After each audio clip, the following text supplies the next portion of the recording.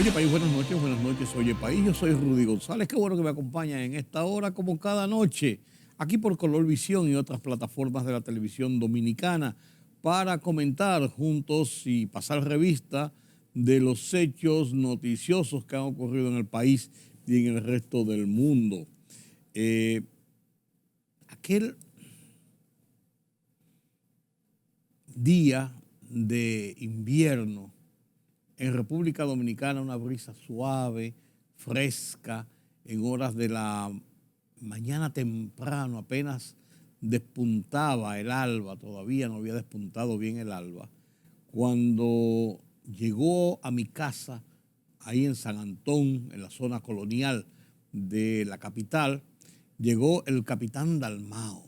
El capitán Dalmao era el chofer del Caribe, Freddy Dalmao. Le decían el capitán Dalmao como un apodo de cariño, padre de Luis Dalmao Domínguez, periodista, eh, y él era el chofer del Caribe en una Rambler verde de aquellos años. Estamos hablando de 1972, hace hoy 50 años.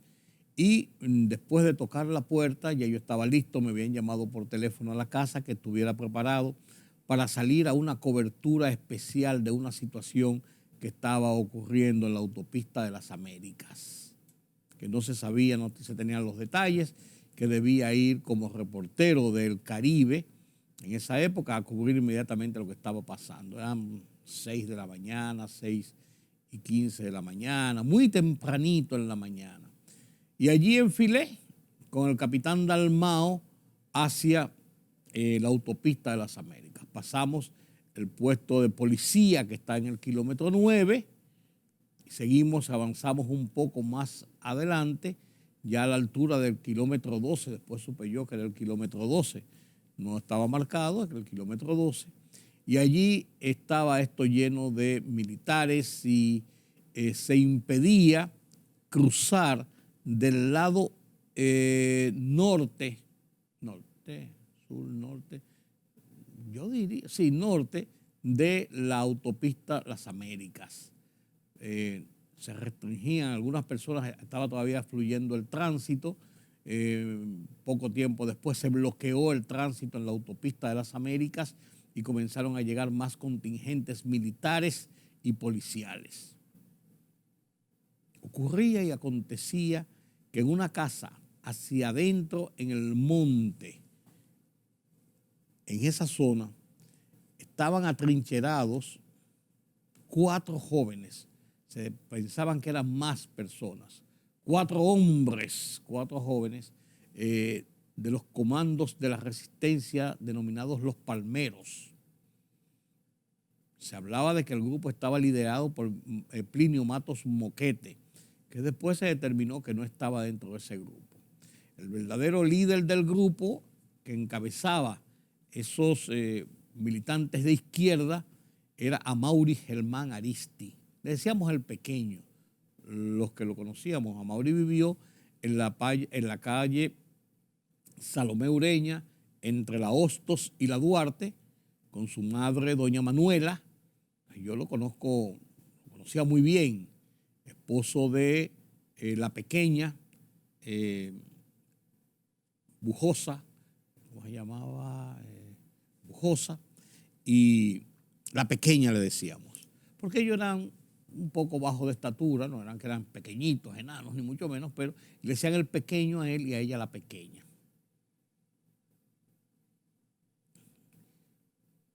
Él lideraba el grupo, se oían los tiros, pam, pam, pam, pam, pam, pam, tiros y tiros, todo el mundo agachado ahí. Recuerdo que cuando llegué allí, estaba allí el periodista Guillermo Gómez, del periódico Listín Diario. Guillermo Gómez, a la sazón, era el periodista que cubría las incidencias del Aeropuerto Internacional de las Américas. De ahí que su programa de televisión, que tiene ya 40 y pico, 50 años, yo no sé, por todo el tiempo, lo he estado viendo de toda la vida, se llame Aeromundo. Y sus secciones son VIP y aerolínea, porque él cubría las incidencias del Aeropuerto Internacional de las Américas. Después salió a otras coberturas como periodista del Listín Diario y después se independizó de la prensa.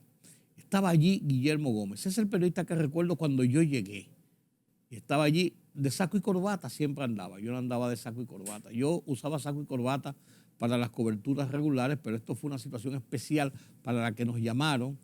Me llamaron y me convocaron que fuera a cubrir, a hacer esa cobertura y estaba allí. Tiros y tiros y tiros y tiros, no se sabía qué había. De vez en cuando pasaba algún oficial que uno conocía. Hey, ven acá, Twingo, ven acá, ¿qué es lo que está pasando allá adentro? No, que hay unos muchachos que están ahí, unos comunistas, y lo tenemos cercado y lo están allanando y hay un tiroteo, una cosa. Después fuimos desembrollando todo el escenario porque nosotros nos mantenían en la autopista, del lado incluso de los farallones de la autopista.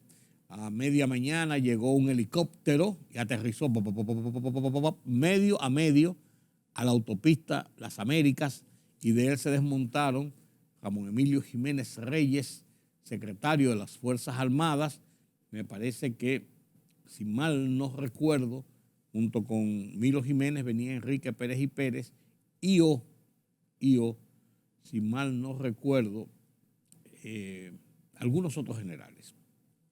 La figura destacada era Milo Jiménez y Neinival Seija, que llegó, no recuerdo si llegó en ese helicóptero o llegó posteriormente por la vía terrestre, jefe de la policía a la sazón. Y llegaron allí, recibieron las informaciones de los oficiales al mando del operativo, y ahí ya nos enteramos que eran 4 jóvenes aparentemente que estaban dentro de una casa que había sido rodeada, que se iba a producir un allanamiento, que se produjo un tiroteo inicial y que 2 de ellos fueron muertos en el primer tiroteo inicial y otros 2 o 3 se habían atrincherado en una suerte de cueva cuyo borde estaba a nivel de tierra, con una visual muy amplia de todo el terreno que le permitía a ellos desde esa posición tener una posición privilegiada de combate, si a eso podemos calificar el escenario. Amaury Germán Aristi, de los Palmeros, Virgilio Perdomo Pérez, Ulises Cerón Polanco y Bienvenido Silveira Leal Prandi, alias La Chuta, eran los 4 jóvenes que estaban allí y que una labor de inteligencia que le había dado el servicio secreto de la policía y los organismos de seguridad del Estado y alguna que otra delación de algunas personas que tenían conocimiento de que allí estaban estas personas refugiadas, llevó a las autoridades a ubicarlos, a rodearlos desde la medianoche y en la mañana iniciar el procedimiento de un allanamiento y a partir del procedimiento de ese allanamiento se produjo el tiroteo primero y se desencadenaron los hechos que terminaron como a las 4 de la tarde más o menos con la muerte final de Amaury Germán y otros de sus compañeros. Ya La Chuta y Ulises Cerón Polanco habían perecido en el primer tiroteo.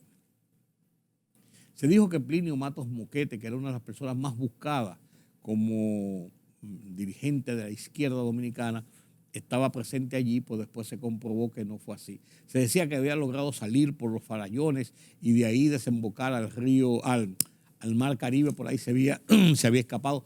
Todo eso se dijo, pues después se comprobó que Plinio no estaba dentro de ese grupo y no formaba parte de esa estructura directa de ese comando de la resistencia denominado Los Palmeros.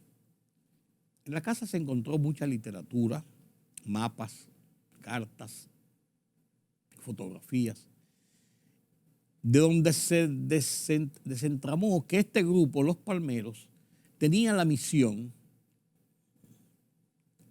a principios del 1972, de preparar la resistencia urbana las acciones urbanas que dieran apoyo al desembarco, a la llegada de Francisco Caamaño Deñó desde Cuba con un grupo de expedicionarios para tratar de establecer un foco guerrillero en las montañas de Santo Domingo, emulando Sierra Maestra y Fidel Castro en 1959, que ganó el poder tras derrocar y hacer huir el gobierno de Fulgencio Batista en Cuba. Esa era la idea macro del tema. Este grupo, los Palmeros, estaban encargados de las acciones subversivas en la capital y en otros puntos importantes del país para crearle desestabilización y frentes diversos a las autoridades, al gobierno del presidente Joaquín Balaguer, para poder consolidar los focos guerrilleros que pretendían instalar en las montañas del país. Así lo decían los documentos, así lo decían los cronogramas que se encontraron, fotografías y todo esto, y eso aparentemente dio al traste con el plan de Camaño de inmediatamente, unos meses después, en ese mismo año, iniciar esa aventura en las montañas de la República Dominicana, lo cual se postergó un año hasta febrero del 1973, cuando Caamaño vino al país. Pero bien, los 4 jóvenes, los Palmeros, fueron aniquilados. Después su proceso de su sepelio, la entrega de los cadáveres, el entierro, fue motivo de disturbios callejeros en su entorno, enfrentamientos con las autoridades, hubo muchas tensiones, mucha represión contra los grupos de izquierda y contra connotados dirigentes de la izquierda dominicana, de algunos partidos, como la gente del Partido Comunista, del PCD, que no tenían un conocimiento pleno de estas acciones del grupo de los Palmeros, porque no pertenecían al mismo núcleo político, aunque rozaban sus propósitos de la izquierda y del establecimiento de un régimen revolucionario, del derrocamiento de Joaquín Balaguer, del establecimiento de acciones subversivas que dieran al traste con el gobierno. Pues no pocos cayeron presos, fueron investigados, fueron hostigados, fueron perseguidos, tuvieron que esconderse, hubo un reforzamiento de la represión contra esos grupos de izquierda a lo largo de todo ese año, hasta que, y después también, finalmente vino Camaño. Pero este grupo de los Palmeros, eso quedó allí. Al ser aniquilados, al ser asesinados, al ser muertos, estos 4 hombres jóvenes, adultos jóvenes, ese grupo de los Palmeros, ese grupo subversivo desapareció del ambiente, quedó extinguido como estructura organizativa y con los planes conspirativos para sembrar esa subversión urbana de cara a el apoyo a los planes de Camaño. Allí quedaron los Palmeros. Allí quedaron los Palmeros. Años después se levantó un monumento a la entrada, en el kilómetro 12, 14, a la entrada de un caminito que hay desde la autopista de las Américas hacia la casa donde ocurrió aquel incidente, aquel enfrentamiento violento. Hay que decir que varios policías y soldados murieron en ese enfrentamiento también. Entre ellos, un capitán de la policía, padre de Virgilio Almanzar, dirigente de los derechos humanos en el día de hoy, murió en ese enfrentamiento. Murieron 5 o 6 policías, 7 policías y soldados, si mal no recuerdo la cifra. Hace 50 años de ese episodio, señores. Hace 50 años. Camaño vino al país el 4 de febrero de 1973, justamente un año después desembarcó por Playa Caracoles junto con otros 9 hombres, tratando de conformar ese foco guerrillero subversivo para derrocar el gobierno del presidente Balaguer. Fueron aniquilados, fueron rápidamente ubicados, enfrentados por fuerzas regulares de las Fuerzas Armadas Dominicanas, en especial del Ejército de la República Dominicana. 3 de ellos sobrevivieron, 7 murieron, incluyendo a Camaño. Hay muchas versiones de cómo fue toda la situación. Unos murieron en combate, otros fueron arrestados y ejecutados, otros quedaron heridos y murieron. Hay todas muchas versiones. Los sobrevivientes: Claudio Camaño, primo de Francisco Camaño; Toribio Peña Jaques, quien fue el hombre que salió al momento del desembarco. Decían que se perdió, que se yo cuánto, pero vino con la misión de llegar a la capital e informar que Camaño había llegado. Lo hizo a través de una entrevista que concedió al periodista Juan Bolívar Díaz, entre otros periodistas, de última hora en ese momento, y se publicó a páginas completas y fue el anuncio oficial público de la presencia de Camaño en República Dominicana, que ya había sido detectado por las autoridades regulares y efectivos regulares del gobierno, y estaban ya en su persecución. El tercer hombre que quedó con vida fue Harle Hellman, quien fue arrestado, el último en ser arrestado, posteriormente cerca de las montañas de Villa Altagracia, y todos salieron posteriormente al exilio a México. Esa es la historia de hace 70 años, 50 años. Si hacemos un balance de allá hacia acá, ¿qué pasó? ¿Qué efecto político tuvo ese episodio? 1. Fueron desmontados, desarticulados los grupos más radicales y subversivos de la izquierda dominicana, que quedaron prácticamente desbandadas.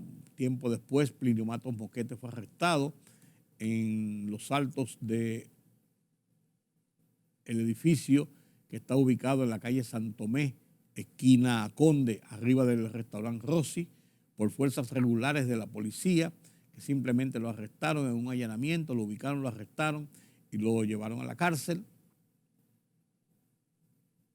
Los grupos fueron desmantelados poco a poco, fueron siendo muertos muchos de esos jóvenes que participaron en todas estas acciones y que conformaban grupos de izquierda revolucionaria violenta, porque había un grupo de intelectuales con otro tipo de formación, había unas alas de armas a tomar, y a final de cuentas prevaleció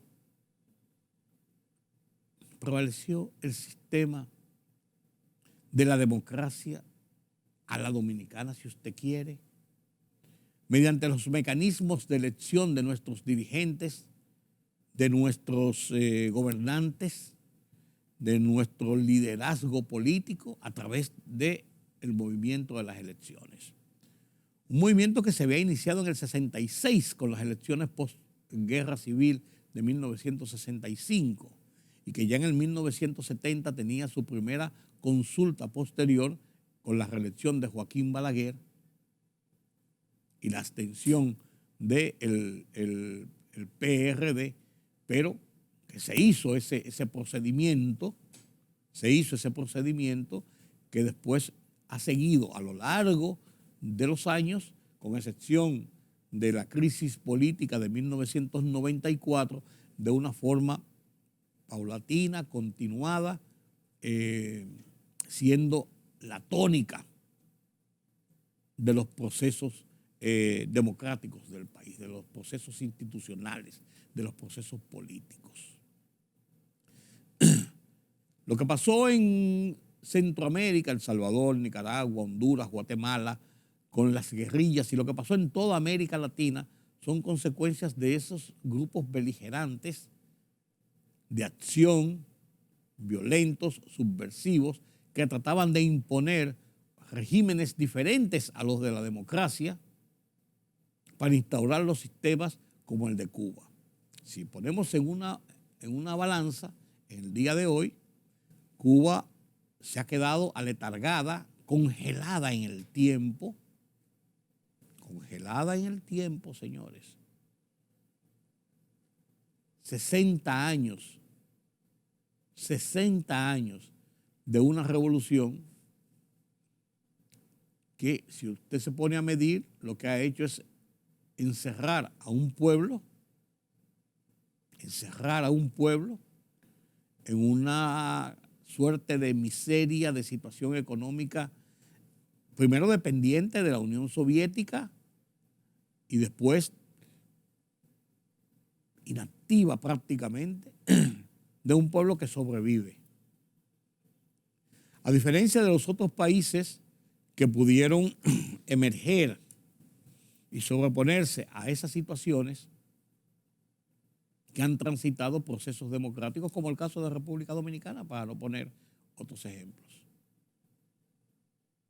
Bien que mal, nosotros hemos tomado un sendero institucional y democrático, con gobiernos buenos, con gobiernos malos, con gobiernos críticos, con situaciones de crisis sociales, económicas, políticas, pero hemos sobrevivido sin tener que tirar un tiro, por así decirlo, sin tener que armar una revolución que nos encierre.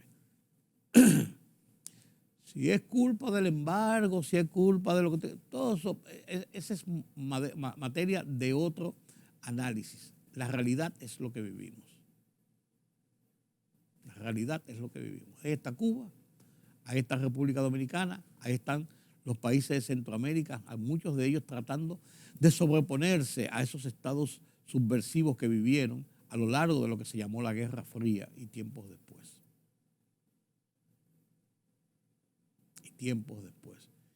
Lo mismo ocurrió con algunos países sudamericanos. El caso de Colombia, que todavía persiste el tema de las guerrillas, pues lo tuvo Venezuela, lo tuvo Ecuador, lo tuvo el Perú, con aquel sangriento Sendero Luminoso, lo tuvo Uruguay con los Tupac Amaru, lo tuvo Argentina con las Fuerzas Armadas de Liberación Nacional, tuvieron casi todos los países. Y hay que verlo cada uno dentro de su contexto, de cómo han podido lidiar con estos 50 años.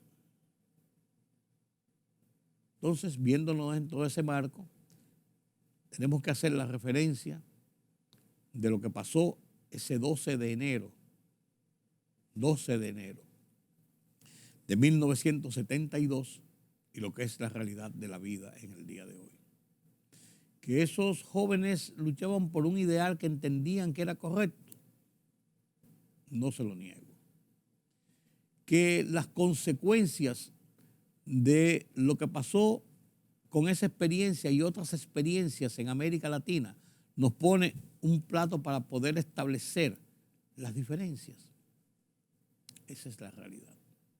Y esa es la realidad en que debemos vernos en el día de hoy. Recuerdo con admiración a Mauri Germán Aristi, el hijo de doña Manuela, una dama, el esposo de la pequeña, una mujer de temple también. A Bienvenido Silveira Leal Prandi, cuya hija, Silvia, yo soy su padrino. De Silvia, con Magali Sufrón. Casó y tuvo esa hija, Silvia, yo soy su padre. De Virgilio Perdomo Pérez, jóvenes todos de ahí, de la zona colonial, de San Miguel y San Lázaro, y Ulises Cerón Polanco, de la misma zona. Los recuerdo con cariño, con afecto, y no me obnubilo cuando hago este tipo de consideraciones de lo que considero que fue su acción y de los resultados y las realidades del momento que hoy vive República Dominicana y América Latina. Esa es la realidad, señores. 284 casos de coronavirus indican que seguimos teniendo personas afectadas y que sigue el alta y baja en el brote. Mientras tanto, 17 casos confirmados de cóleras y 3 sospechosos en República Dominicana, lo que indica que hay que tener mucha atención a lo que está pasando con el cólera, que ya la OMS ha dicho que se están produciendo brotes importantes en varias partes del mundo, encabezados por Haití, y habla de que las vacunas y los medicamentos escasean para enfrentar el cólera. Esta semana en mi columna Oye País, en el Listín Diario, analicé por segunda vez el tema del montaje de las elecciones del 2024, de los 2 procesos programados para el 24, que son las elecciones de febrero y las de mayo, y que podía haber una tercera si hubiera una segunda vuelta el 30 de junio, pero de que a todo lo largo de este año hay que preparar la carpintería para ese montaje, tener equipos, el personal, los entrenamientos, la planificación de los locales donde se van a celebrar las elecciones, las primarias de los partidos en el mes de octubre para la escogencia oficial de sus candidatos. O sea, es todo un trabajo. Y hablo de esto en mi columna de esta semana en el Listín Diario, que se titula igual que este programa, Oye País. Y titulo esa columna de esta semana Hacia la cita del 2024, parte 2, porque la semana pasada había escrito la parte 1. La comparto con ustedes a continuación.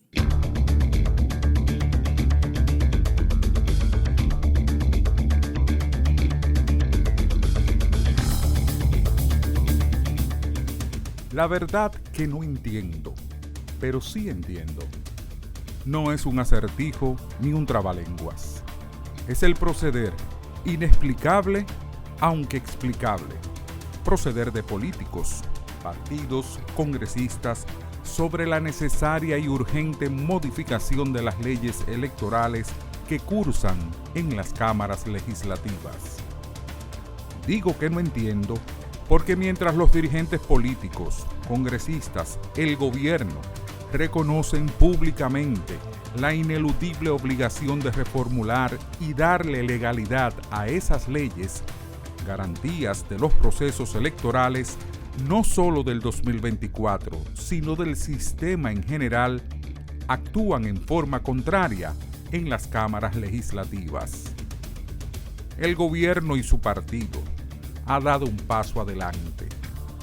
El presidente Abinader se reunió con la cúpula de la Junta Central Electoral y enmendó en parte el tema de los fondos necesarios para el montaje del proceso electoral. En mi artículo anterior, escrito en diciembre, dado mis vacaciones de Navidad, no consigné el aumento económico a la Junta.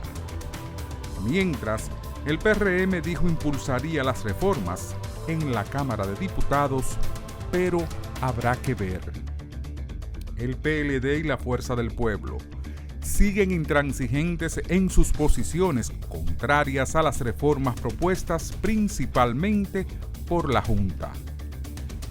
Digo que sí entiendo, porque veo claro que los partidos, dirigentes, aspirantes a cargos electivos, congresistas, todos lo que menos quieren es que se les controle, ya sea en los recursos económicos que reciben y gastan del Estado y de particulares, especialmente en sus procedimientos y hasta desenfrenos.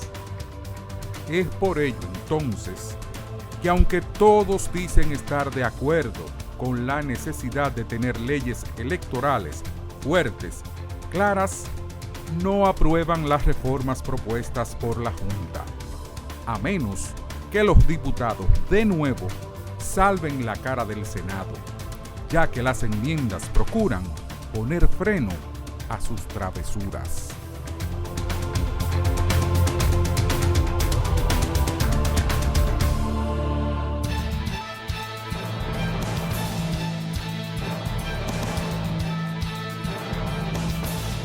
El ministro de Turismo, David Collado, presentó los resultados del turismo dominicano en el 2022, donde se alcanzaron cifras récord nunca vistas. Junto al presidente de la República, Luis Abinader, el funcionario anunció que por primera vez en la historia el país superó los 7 millones de turistas en un año, logrando un total de 7.165.387 de enero a diciembre del 2022. La cifra se elevó a 8.5 millones de extranjeros, sumando los visitantes por cruceros.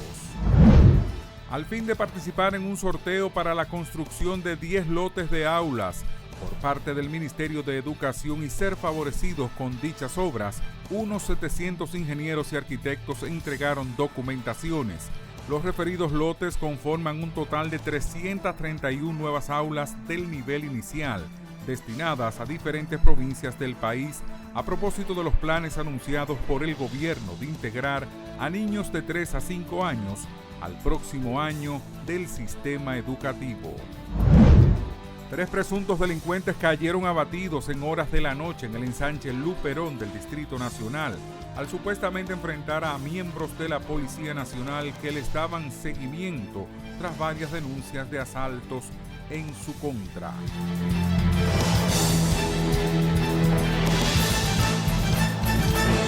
La libertad solo reside en los estados en los que el pueblo tiene el poder absoluto. Por el respeto a los valores democráticos y la dignidad del pueblo dominicano, El Rumbo de la Tarde, plural, objetivo, comprometido siempre con la verdad. Con Georgie Rodríguez, Rudy González, Diulca Pérez y Ramón Colombo.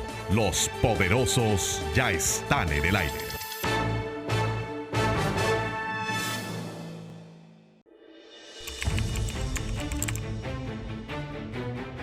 Periodismo de investigación, columnas, opinión, análisis, reportajes de fondo. Hora por hora, una completa plataforma multimedia. Periodismo con valor. Noticias horaporhora.com.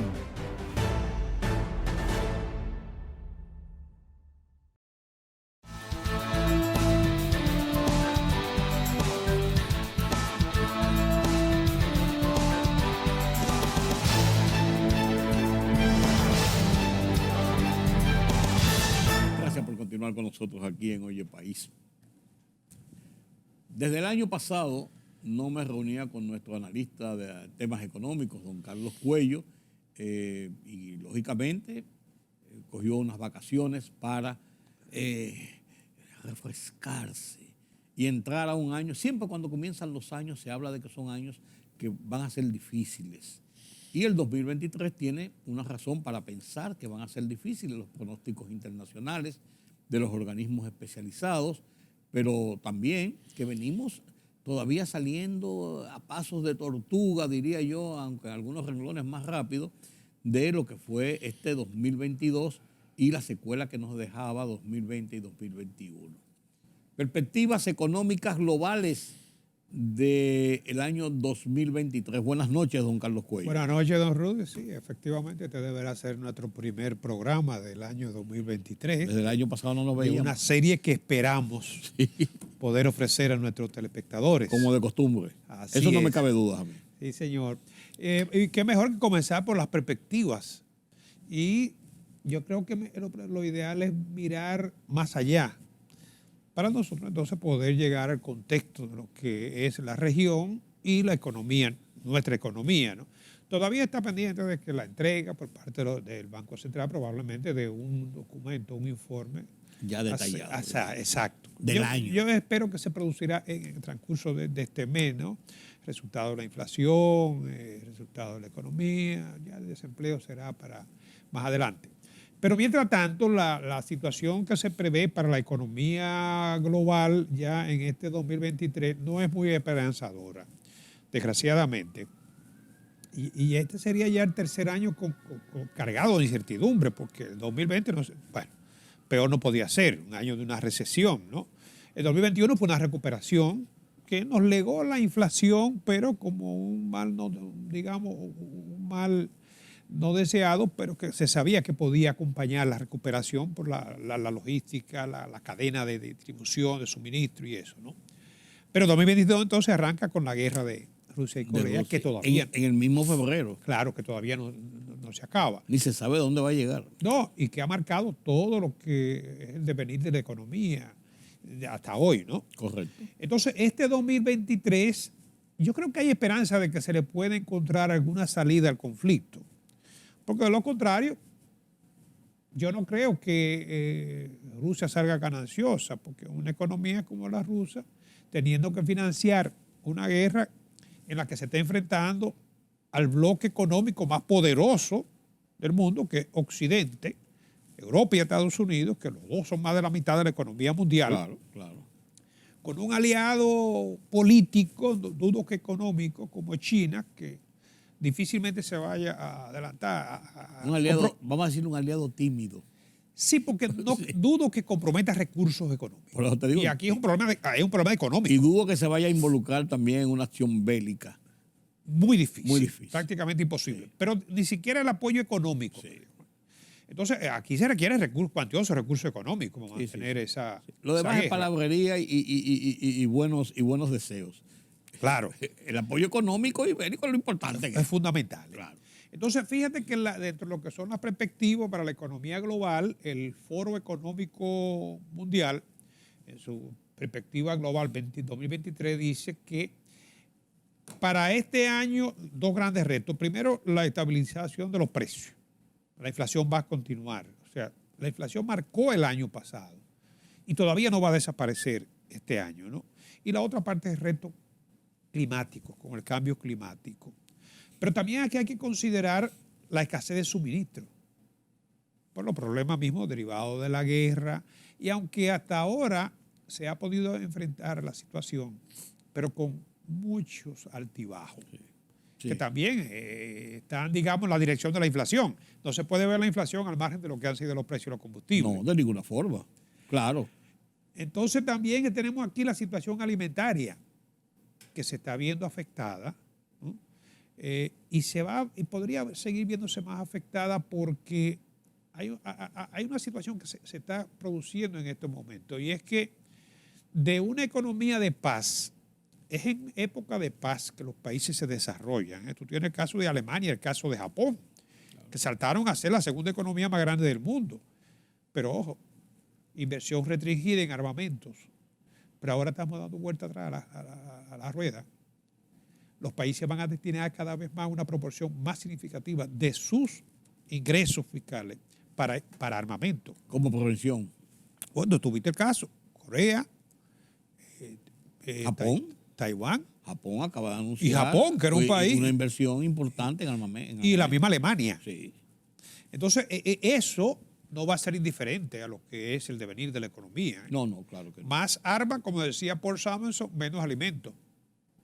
Y encima de eso, además, los gobiernos utilizando su finanza pública para inversión en armamento. Habrá menos recursos para invertir en alimentos y en otras necesidades, ¿no? Y sobre todo lo que son los programas sociales. Y eso es una rueda. Mientras uno se arma, el otro se arma más. Y el otro está armándose más o estar a la par. Agrégale a eso la tasa de interés, que también cerraron al alza en todo el mundo, ¿no? Y eso limita lo que es el acceso al financiamiento de la economía emergente, sobre todo, ¿no? Claro. Y en la misma economía desarrollada, cuando los tipos de interés están muy al alza, eso deprime la inversión y el consumo, ¿no? Claro. O sea que si nos podemos ver, esos elementos, ¿no?, gravitan sobre la economía. En el caso de los países en desarrollo, el endeudamiento se encarece y las fuentes se limitan con la salsa de tasa y el giro en las inversiones, ¿no? Habrá cambio también en lo que es el destino de la inversión extranjera, porque recuérdate que también esto ha dado origen, desde la pandemia y ahora con la guerra de Rusia-Ucrania, a lo que es una relocalización de la producción. O sea, Estados Unidos ya está planteando sacar gran parte de lo que son sus líneas de productos de China hacia otros países. Y Europa también está planteándose lo mismo. Claro. Y digamos, la exclusión de Rusia también, digamos que modifica lo que va a ser la asignación de la inversión extranjera, ¿no? O sea, ese fue un proceso que comenzó Donald Trump, incluso de traer sus inversiones más hacia Estados Unidos y hacia países más más afines. Sí, pero esto, Esto ya tanto la pandemia como la guerra. Claro, la situación es diferente. Lo que quiero decir es que Donald Trump tenía esa visión, andaba por ahí, ¿eh? Esas son, digamos, la perspectiva que da el Foro Económico Mundial. Pero si cogemos el Fondo Monetario Internacional, a nivel global, cree que el tercio de la economía mundial va a entrar en recesión en este año. O sea, un 33% de la economía mundial va a entrar en recesión, dice. Para la mayoría del mundo, 2023 va a ser un año duro, más duro que el que dejamos atrás, que pensamos que ya el 2022 iba a ser lo peor. Sí. Y esto, por supuesto, que se basa en que las tres grandes economías del mundo, Estados Unidos, Europa y China, van a ralentizar su crecimiento. O sea, van a crecer muy por debajo de lo que se esperaba. Incluso el riesgo de amenaza de recesión, en el caso de Estados Unidos y de la Unión Europea, que si bien en conjunto quizás no se llegue a una recesión, pero hay países que van a entrar en recesión, que ya están en recesión, ¿no? Sí. No cabe dudas. Eso, claro, eso no va a ser indiferente para lo que son las economías emergentes o en vía de desarrollo como la nuestra. Y de cara a esa situación, ¿cómo se plantea el 2023 para la República Dominicana? Bien, mira, el Banco Mundial, hablamos del Foro Económico Mundial y del Fondo Monetario Internacional, perspectivas, digamos, globales, en términos cualitativos. ¿Qué dice el Banco Mundial? Dice que el crecimiento global se ha desacelerado hasta el punto de que la economía global está peligrosamente cerca de caer en recesión. O sea, la misma tónica. Claro. La recesión amenazando, digamos, al doblar de la esquina, ¿no? Y según el informe, porque el Banco Mundial lo recoge en el informe Perspectiva de la Economía Mundial, él sostiene el Banco Mundial, que se está desacelerando marcadamente la economía debido, son las mismas variables, la inflación, la tasa de interés, la reducción de las inversiones por lo que ya decíamos anteriormente, ¿no? Y claro, el conflicto de Rusia-Ucrania. ¿Los mismos elementos? Sí, son los mismos, prácticamente lo mismo, ¿no?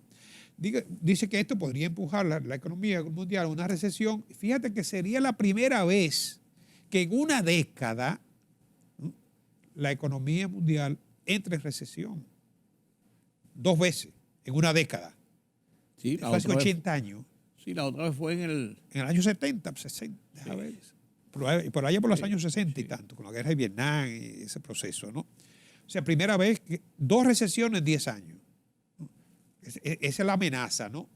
Se prevé que la economía mundial va a crecer 1.7, era de 3 hace 6 meses. A la mitad.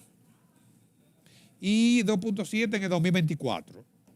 La fuerte desaceleración del crecimiento será generalizada, ¿eh? Los pronósticos se corregirán a la baja en un 95% y casi un 70% de las economías emergentes va a entrar en recesión. Entonces tenemos aquí que se prevé que para la América Latina y el Caribe el crecimiento va a ser de 1.3 en el 2023 y en el 2024 de 2.4. República Dominicana, que es lo que nos concierne, en ese contexto, el panorama global y regional, ¿no? El Banco Mundial dice que será de las pocas economías que va a tener un crecimiento de 4.9%. La CEPAL nos daba 4.6%. El Banco Mundial lo pone prácticamente en 5%, 4.9% para el 2023 y para el 2024. O sea que la economía dominicana en este contexto se consolida como una de las economías más fuertes de la región, ¿no? ¿Y a qué se debe eso, Carlos? Es que el accionar de la economía dominicana, fíjate que nosotros el año pasado tuvimos muchas dificultades, pero con todo y que subieron la tasa, había inflación, pero tú viste cómo fueron esas navidades. El turismo, nosotros recibimos 7 millones, 7.4 millones creo, de turistas, y cruceristas más de 1 millón, ¿no? Más que Colombia, más que Perú, óyeme, como cualquiera de las grandes economías de la región. Entonces, eso nos favorece mucho, pero además la estabilidad social, pese a que nos quejamos, política, sí, política, social y económica, porque ha habido un buen manejo, hay que reconocerlo, de lo que son las principales variables macroeconómicas, sobre todo la política fiscal, la política monetaria, ¿no? Y claro, aquí se le atribuye todo al gobierno, sobre todo lo malo. Sí. Y lo bueno también, obviamente, se quiere capitalizar. Pero hay que destacar que la economía dominicana depende en un 85% del sector privado. Está claro. Y ese sector privado no ha dejado Está claro. de producir. Y ojo, ¿de dónde vienen los ingresos del gobierno? La producción privada. Exacto. Entonces, es una economía que tiene su propio accionar, ¿no? Y eso yo creo que son los principales factores que contribuyen a que, aún en situaciones críticas, la economía dominicana se recupere rápidamente. Por eso siempre estuve de acuerdo con los programas sociales y los programas de apoyo al sector empresarial que emprendió el gobierno en medio de la pandemia. Porque tú tienes que proteger tu aparato productivo para poder garantizar la recuperación. Pero ¿en qué medida a nosotros nos favorece o nos desfavorece la situación buena o mala de la economía de, no solamente en este caso mundial, a nivel De mundial, la región. sino de la región, claro. Claro. Y de nuestro, por ejemplo, socio principal, Estados Unidos? Claro, por ejemplo. claro. El hecho de tener nosotros una economía relativamente estable en los diferentes aspectos que hemos tocado, ¿no? Cuando tú lo comparas con México, cuando tú lo comparas con Argentina, con esos países que tienen situaciones no solamente económicas, sino también social, mucho más de composición que nosotros. Sí. Eso, yo no sé cuánto, pero probablemente de muchos de los turistas que van para México, cuando ven esas noticias, Sí.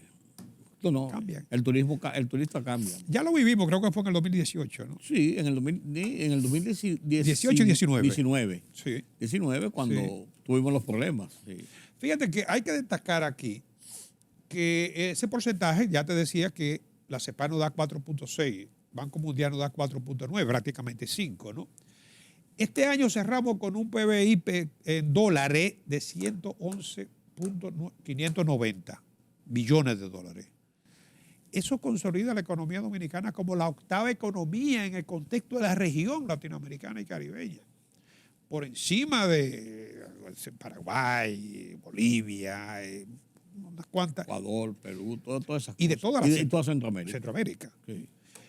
Pero además, el PBI per cápita de la República Dominicana es de 10.321 dólares, ya recuperado el nivel prepandemia. Sí. Y tú sabías que nos sitúa por encima de México, de Brasil, de Perú y de Colombia. De Brasil también. Sí, el per cápita. El per cápita, sí. No. Porque es que nosotros, es verdad que tuvimos la recesión, pero la recuperación de nosotros fue muy acelerada. En un año se recuperó prácticamente el nivel de crecimiento de la economía, ¿no? Sí, sí.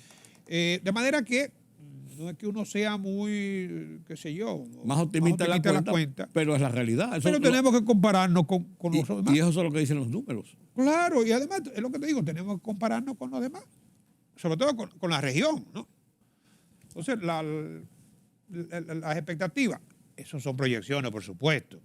Ya dijimos. Pero son proyecciones que marcan un camino Sí. y que marcan una meta. Y basado, como dijimos, en los factores de riesgo que están ahí, que fue lo primero que identificamos, ¿no? Por ejemplo, nadie pensaba en el 2020, en enero del 2020, lo que se iba a desatar. Claro, claro. Pero todo es posible, pero bueno, esa es la realidad. El gobernador del Banco Central hizo una reunión con los banqueros. Carlos, ¿usted sabe de eso? Así es. Yo creo que fue muy oportuna porque, mira, el Banco Central ha logrado, digamos que, ser exitoso en el manejo de la política monetaria. Es cierto que a partir de noviembre del año pasado, ya hace un año, se ha estado manejando una política monetaria restrictiva. Esto donde primero va a impactar, impacta en la economía, en las empresas, el costo del dinero, la reducción de la inversión y del consumo. Pero las grandes víctimas son los bancos. Siempre que hay una crisis económica, hay efectos sobre el sector financiero. Lógico. Entonces, esta reunión con los banqueros, la junta directiva creo que fue de ABA, que era la Asociación de Bancos, son bancos múltiples, sí. Pero representa más del 80% del sector financiero, ¿no?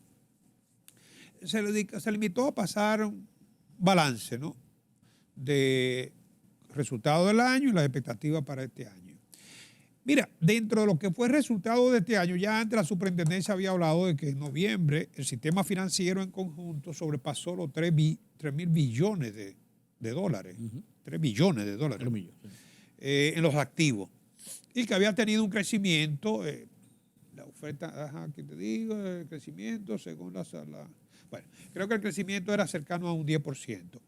El Banco Central resalta que la oferta monetaria se incrementó, pero cuando lo medimos en términos de crecimiento nominal del producto, fue por debajo de lo que fue el crecimiento nominal. O sea, porque el crecimiento nominal incluye el crecimiento real más la inflación. Entonces, en ese sentido, los agregados monetarios, el medio circulante se redujo en un 10%, según dice el Banco Central. Sin embargo, eso no impidió que la economía siguiera creciendo, lo cual te indica a ti que la política monetaria fue, digamos exitosa. Exitosa, sí, porque logró hasta cierto punto contener la inflación. Fíjate que el Banco Central habla de una inflación, ellos le llaman la inflación subyacente, que elimina lo que son los productos muy volátiles, ¿no? Pero habla de 6.56, había sido 7.29 5 meses atrás, ¿no? Y estaría por debajo del mes pasado. Es posible que este año cerremos una inflación cercana a un 7%, como lo habíamos anticipado, ¿no?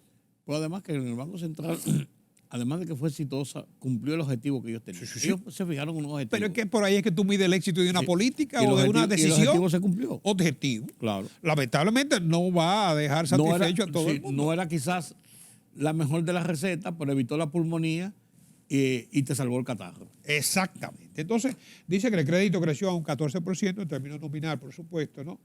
El sistema financiero consolidado, la rentabilidad es de un 23.2% y de un 2.6%. Para la multibanca es mayor y la morosidad es de un 1%, con 4 veces reserva para hacerle frente a esa morosidad. O sea que los bancos múltiples, como te decía, representan más del 80%. Su rentabilidad sigue también en torno al 25% y el ROA sobre los activos 2.6. El coeficiente de solvencia es alto, 15.5 para los bancos múltiples y un 23 para el sistema financiero. ¿Sabe por qué es alto? Los bancos tienen mucho dinero porque el Banco Central está pagando altas tasas de interés y entonces, lógicamente, los bancos le llevan mucho dinero al Banco Central en lugar de colocar esos recursos para financiar actividades de la economía. Entonces tenemos una buena visión del año, pese a los augurios generales y globales. No, yo creo que estamos comenzando un año con muy buenos soportes, pero con mucha incertidumbre también. Claro, llenos de incertidumbre, después de cómo hemos devenido los 3 últimos años llenos de incertidumbre. Pero la misma incertidumbre yo creo que ya hemos aprendido a manejarla porque el año pasado también fue un año con mucha incertidumbre, muy convulso. El problema es, Carlos, que no todo depende de nosotros. No. Fíjate que hemos hecho estos dos análisis presupuestos. Fíjate lo que se espera para la economía norteamericana, por ejemplo. Claro. Y nosotros en gran medida dependemos de la economía y cogemos los coletazos. Claro. Cogemos los coletazos y a veces nos dan muy duros. Tú coges zona franca, coges remesa, coges todas las exportaciones dominicanas. Inversión extranjera. Más del 50% de Estados Unidos. Claro. O sea que, pero vamos a esperar, vamos a confiar en que este año nos traiga cosas mejores que las que se vaticinan. Así es, y seguir no solamente con el optimismo, sino tomando las medidas que se entienden que son las correctas. Eso que tú has dicho, no perder la confianza. Sí. Yo creo que es una de las cosas que también favorece mucho a la economía dominicana, la confianza que tiene la gente en mantener sus inversiones, mantener sus ahorros, sobre todo Pero se le han dado las autoridades financieras, encabezadas por el Banco Central. Claro, eso no que cabe sí. duda. Claro que sí, eso no cabe hay lugar a duda. Si hubieran dado palos a ciegas, la gente no tuviera ese cúmulo de confianza. La confianza es fundamental. Así es. Gracias, don Carlos, por sus comentarios de inicio del año 2003 sobre la economía global, la economía de República Dominicana y las expectativas para nuestro país a lo largo de estos meses que nos quedarán por transitar y analizar semana por semana lo que está pasando aquí en el mundo. Gracias a ustedes por acompañarme en este comentario. Permítame la pausa.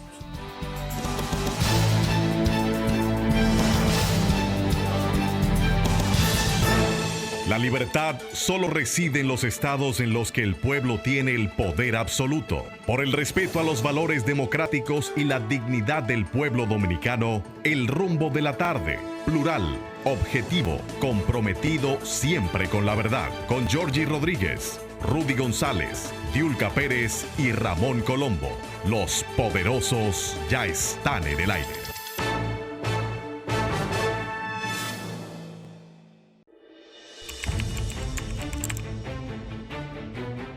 Periodismo de investigación, columnas, opinión, análisis, reportajes de fondo. Hora por hora, una completa plataforma multimedia. Periodismo con valor. Noticias horaporhora.com.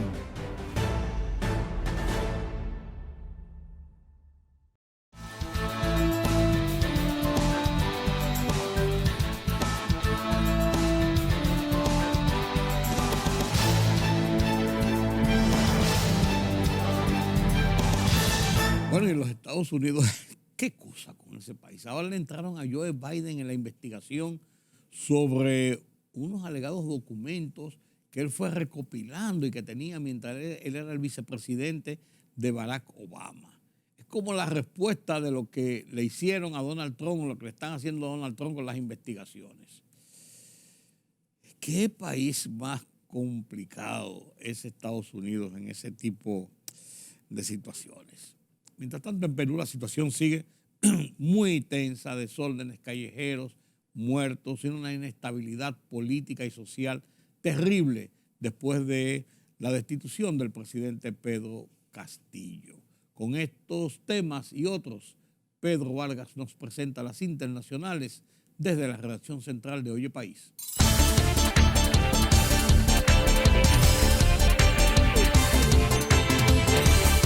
Cuba asumirá por primera vez la presidencia pro tempore del Grupo 77 más China, un mecanismo intergubernamental compuesto por 134 países de América Latina, África y el sur de Asia.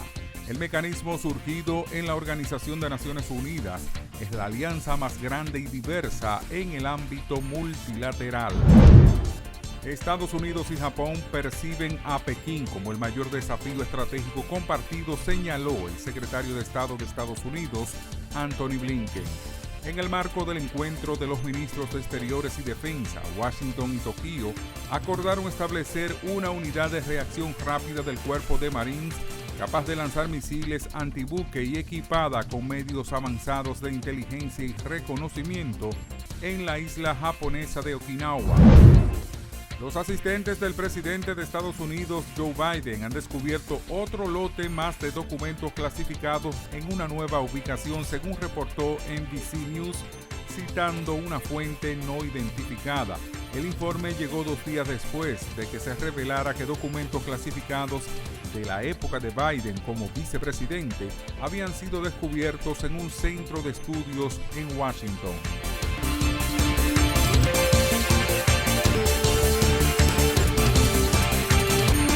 Llegamos al final de esta emisión de Oye País. Gracias por su compañía en esta noche. Nos vemos en una próxima emisión de Oye País aquí por Color Visión y otras plataformas de la televisión dominicana. Yo soy Rudy González.